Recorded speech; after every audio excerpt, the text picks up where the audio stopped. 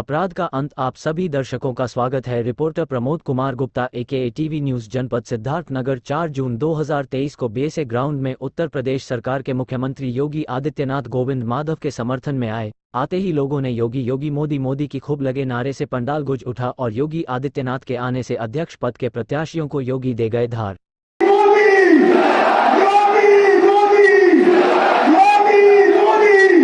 Party के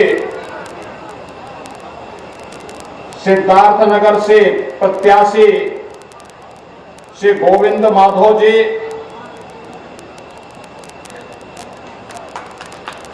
बांसी, सोरठगढ़, बढ़नी, इटवा, बिस्कोहर, डुमरियागंज, बढ़नी चापा, भारत भारी, कपिलवस्तु, उसका बाजार,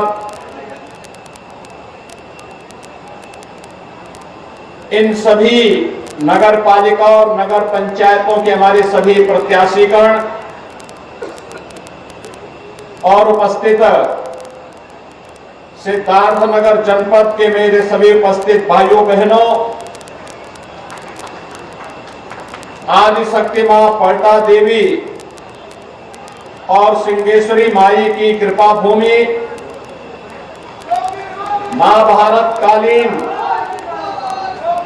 तमाम स्मृतियों से जुड़े हुए तथागत भगवान बुद्ध के इस पावन धरा को कोटि कोटि नमन करते हुए मैं आप सबका हृदय से अभिवादन करता हूं।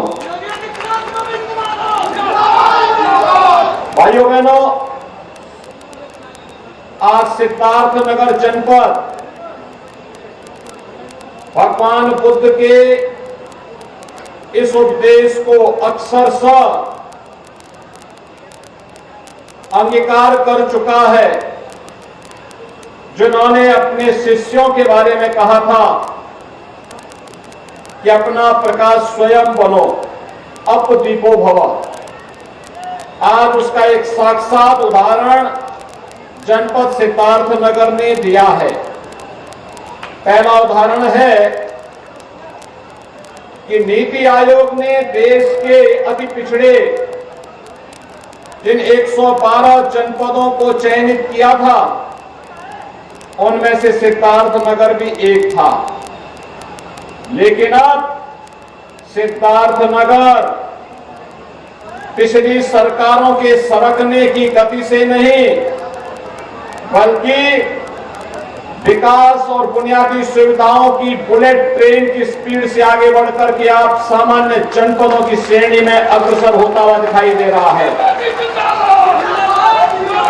शिक्षा का क्षेत्र हो या स्वास्थ्य का क्षेत्र,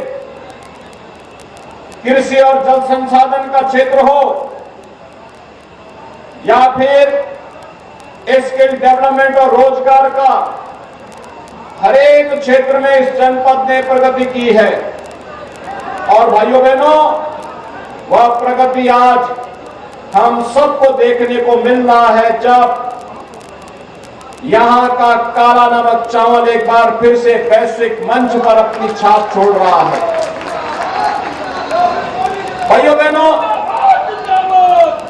आप सोच सकते हैं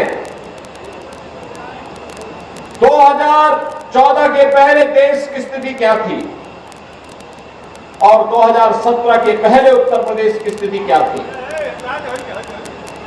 भारत के बारे में दुनिया के अंदर अच्छी धारणा नहीं बनती थी 2014 के पहले। लोग शक की निगाह से देखते थे। भारत के अंदर राजनीतिक भ्रष्टाचार पर टिप्पणी करते थे। अराजकता का तांडव था, अव्यवस्था थी, डेवलपमेंट के कार्य केवल घोषणाओं तक सीमित थे। लेकिन 2014 के बाद प्रधानमंत्री मोदी जी के नेतृत्व में आज भारत वैश्विक नेता के रूप में उभरा है। दुनिया के अंदर जहां कहीं भी संकट आता है, प्रधानमंत्री मोदी जी संकट मोचक के रूप में देश के सामने, दुनिया के सामने एक मिसाल के रूप में प्रस्तुत किए जाते हैं। और भाइयों बहनों, भारत के अंदर डेवलपमेंट की बात ही क्या करनी, हाईवे, चमचमाते हुए हाईवे, रेलवे,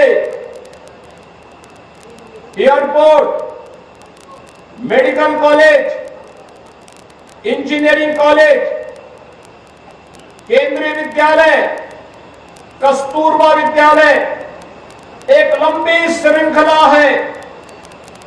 एक तरफ विकास के इन कार्यों को आगे बढ़ाने का सिलसिला और दूसरी तरफ गरीब कल्याणकारी योजनाओं का लाभ गरीबों को मिलना। कोई सोच सकता है 9 वर्ष में 9 वर्ष में ही करोड़ों लोगों को आवास की सुविधा का लाभ मिल जाए, करोड़ों लोगों को उज्ज्वला योजना के फ्री में कनेक्शन मिल जाए, करोड़ों लोगों के घरों में शौचालय बन जाए, करोड़ों लोगों की स्किल डेवलपमेंट के साथ जोड़ करके रोजगार के साथ जोड़ने का कार्य हुआ हो, करोड़ों लोगों के लिए जनधन अकाउंट खुला हो। और कोई कभी कल्पना करता था कि भारत के 50 करोड़ लोगों को आयुष्मान भारत में 5 लाख रुपए की स्वास्थ्य बीमा का कवर मिलेगा? कोई सोचता था कोरोना कालखंड में 3 वर्ष से अधिक समय से लगातार कोई सरकार 80 करोड़ लोगों को फ्री में राशन की सुविधा का लाभ दे रही हो? और कोई सोचता था कि कोरोना जैसी महामारी से बचाव के लिए भारत दुनिया का सबसे प्रभावी वैक्सीन बनाएगा और 220 करोड़ वैक्सीन की डोजेज फ्री में अपने नागरिकों को उपलब्ध करवाएगा। लेकिन भाइयों बहनों, आज यह एक हकीकत है, दुनिया के लिए कौतूहल और आश्चर्य का विषय है। कैसे भारत ने कर दिया, कैसे भारत के अंदर हो रहा है। और भाइयों बहनों, प्रधानमंत्री जी के इसी विजन से प्रेरणा लेकर के उत्तर प्रदेश ने इसे अपना मिशन मान करके कार्यक्रम को आगे बढ़ाया है। हमने भी पिछले 6 वर्ष के अंदर तुष्टीकरण पर नहीं, सशक्तिकरण पर जोर दिया। 54 लाख गरीबों के ग्रामीण और शहरी क्षेत्र में आवास बने हैं। 2 करोड़ 61 लाख गरीबों को एक शौचालय दिया गया है। 1 करोड़ 75 लाख गरीबों को फ्री में रसोई गैस के कनेक्शन दिए गए हैं। और अभी तो दीपावली और होली के अवसर पर उन्हें फ्री में सिलेंडर भी उपलब्ध करवाने का कार्य करने जा रहे हैं। भाइयों बहनों, कोई सोचता था 15 करोड़ गरीबों को फ्री में राशन की सुविधा का लाभ मिलेगा, और कोई सोचता था कभी इसके बारे में कि देश प्रदेश में 10 करोड़ लोगों को आयुष्मान भारत में 5 लाख रुपए की स्वास्थ्य बीमा का सुरक्षा कवच प्राप्त होगा। लेकिन यह हकीकत है, हमने पहले भी कहा, विकास सबका करेंगे, चेहरा देख करके नहीं, जाति मत और मजहब देख करके नहीं। उत्तर प्रदेश का नागरिक होगा, उसको शासन की योजनाओं का लाभ मिलेगा, लेकिन हम किसी का तुष्टीकरण नहीं करेंगे। हमने सशक्तिकरण पर जो ध्यान दिया और सशक्तिकरण के इसी कार्यक्रम को आगे बढ़ाते हुए आज मैं आपके पास आया हूं आपसे कहने के लिए, भाइयों बहनों, आज भारतीय जनता पार्टी एक तरफ विकास के कार्यों को आगे बढ़ा रही है। कोई सोचता था सिद्धार्थनगर जनपद में मेडिकल कॉलेज होगा, कोई सोचता था यहाँ केंद्रीय विद्यालय स्वीकृत होगा, कोई सोचता था कस्तूरबा गांधी विद्यालय हर विकासखंड में होंगे, कोई सोचता था सिद्धार्थनगर जनपद की भी सड़कें चमचमाती भी दिखाई देंगी। भाइयों बहनों, यह एक हकीकत है और उसी हकीकत को कहने के लिए हमने माधव प्रसाद त्रिपाठी जी के नाम पर सिद्धार्थनगर के मेडिकल कॉलेज का नामकरण किया। माधव बाबू के नाम पर आज यहाँ का मेडिकल कॉलेज काम करना प्रारंभ कर दिया है। आज सिद्धार्थनगर के लोगों को अब अपने उपचार के लिए दिल्ली और लखनऊ के चक्कर नहीं काटने पड़ेंगे, बल्कि उच्च स्तरीय स्वास्थ्य की सुविधा इसी मेडिकल कॉलेज में सिद्धार्थनगर और आसपास के लोगों को प्राप्त होगा। ये सभी सुविधाएं इसलिए जिससे लोगों को सहूलियत हो, उनकी सेहत ठीक हो। हर घर नल की योजना, पाइप पेयजल की स्कीम हर घर तक पहुंचाने का कार्य हो रहा है, जिससे लोगों की सेहत अच्छी हो, बीमारी ना हो, इंसेफ्लाइटिस जैसी बीमारी का उन्मूलन कर दिया गया। 40 वर्ष में जो कार्य नहीं हो पाया, मात्र 5 वर्ष में उस बीमारी को सदैव के लिए समाप्त करके यहाँ के मासूमों को बचाने का कार्य हुआ। भाइयों बहनों, 2017 के पहले उत्तर प्रदेश में क्या था? शहर कूड़े के ढेर लगते थे, शहरों में सोहदों का आतंक हुआ करता था, नगरीय क्षेत्र में भारी जल जमाव का सामना करना होता था, ट्रैफिक जाम की समस्या अलग थी।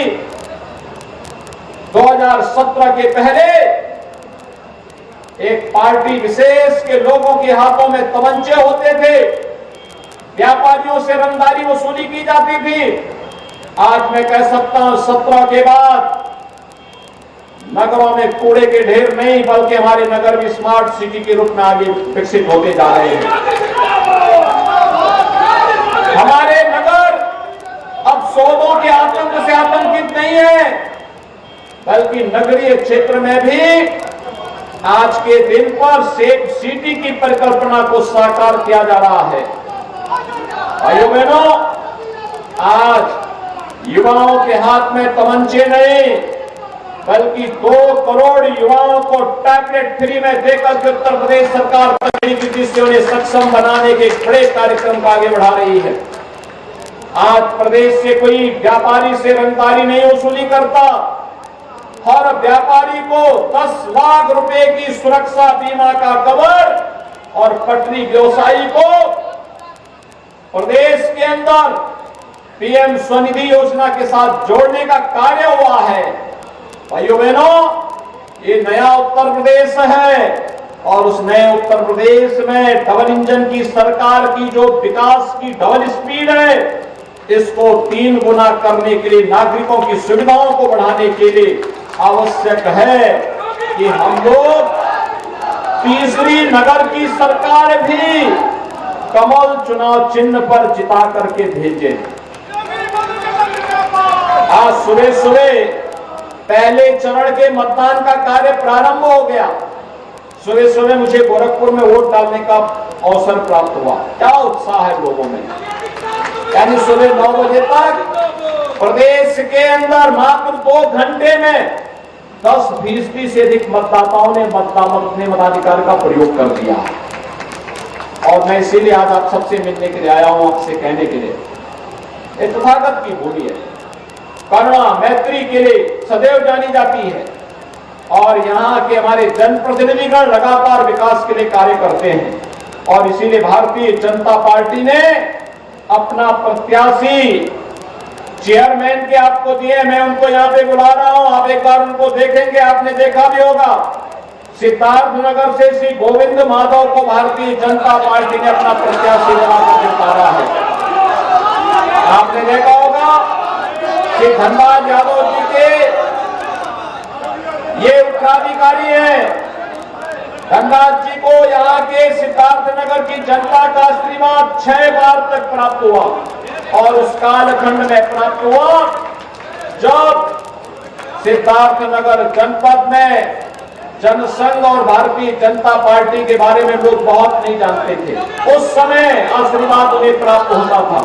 और भाइयों बहनों, उनकी विरासत को आगे बढ़ा रहे श्री गोविंद माधव। ऐसे ही बांसी से भारतीय जनता पार्टी की प्रत्याशी हैं श्रीमती पूनम जायसवाल। सोरठगढ़ से हैं श्रीमती बबीता कसोदन। बढ़नी से हैं विनीत कमलापुरी। इटवा से विकास जायसवाल। बिस्कोहर से अजय गुप्ता। डुमरियागंज से श्रीमती बीना अग्रहरी। बढ़नी चापा से धर्मराज चौधरी। भारतवाली से चंद्र प्रकाश चौधरी। कपिल वस्तु से श्रीमती परमिला देवी। उसका बाजार से श्रीमती मंजू जायसवाल। ये हमारे प्रत्याशी हैं। आपने देख लिया सबको, एक बार जोरदार करतल ध्वनि से इनका स्वागत करो। भाइयों बहनों, अब इन्हें प्रत्याशियों को चुनाव जिता करके भेजेंगे, चेयरमैन बनाएंगे, घर घर तक मेरे संदेश को पहुंचाएंगे, इनको साथ साथ इनके साथ के पार्षदों को भी चिताना है, क्योंकि सब जीतेंगे तो मजबूत बोर्ड बनेगा, और मजबूत बोर्ड बनेगा तो भाइयों बहनों वही बोर्ड विकास के कार्यक्रमों में एक स्पीड ला पाएगा, 3 गुनी 4 गुनी स्पीड ला पाएगा। जिताएंगे? सभी लोग सहमत हैं? तो मेरे साथ बोलेंगे भारत माता की, भारत माता की, भारत